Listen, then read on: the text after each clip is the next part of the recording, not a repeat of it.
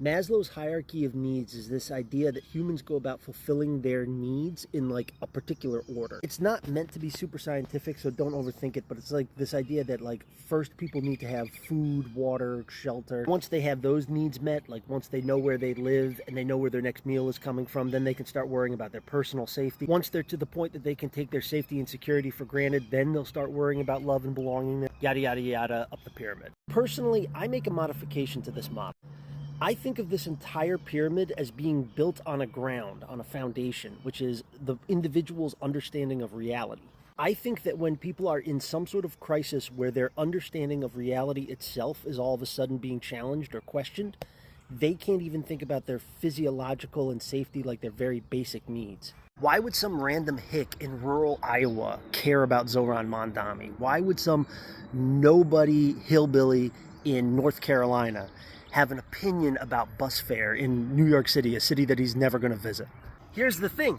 Mamdani does affect their personal life. Mamdani, the mayor, might not affect their personal life, but Mamdani, the story, does affect their personal life because it challenges their assumptions about how reality is supposed to work, which in turn throws off their entire Maslow's hierarchy of needs pyramid. If you have built your understanding of reality on a racial hierarchy that says like people are superior and brown people are not, then Zohran Mamdani is a problem for your understanding of reality itself. If you're somebody who believes that Islam is not a valid American religion or something like that, then the success of Mamdani threatens your understanding of basic reality itself. If you are somebody whose understanding of reality itself includes the assumption that America equals free market capitalism, then a democratic socialist mayor in the largest city in the country threatens your understanding of reality itself. In the US, we have this phrase, drained pool politics. In the 1920s and 30s, a lot of big cities in the South had public swimming pools. We're talking about the era before air conditioning. So these public swimming pools weren't seen as a luxury. They were seen as like a necessity, so people didn't literally die of heat stroke during summer heat waves. But this was during the Jim Crow era, so they were open to white people only.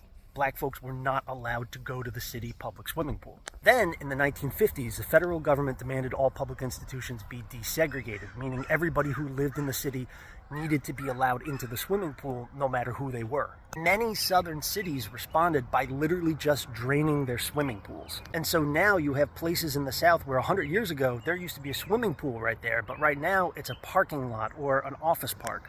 Drained pool politics, this idea that, well, if I have to share this with people who I don't want to share it with, then I think nobody should have it. The entire thing shouldn't exist if I have to share the thing. Now, you might be tempted to say drained pool politics is irrational, that it's people voting against their own best interest. But I don't think about it like that. I think people will do all sorts of crazy shit to preserve their understanding of reality. I think people will literally let themselves die during a heat wave, like work against their own physiological best interest in order to preserve their understanding of reality itself. There are Americans who literally allow themselves to be infected with COVID just to preserve their understanding of reality when it comes to things like government authority and public health. And that might feel irrational if in your mind you think Maslow's hierarchy starts with physiological survival, but I don't think it starts there. I think it starts even deeper.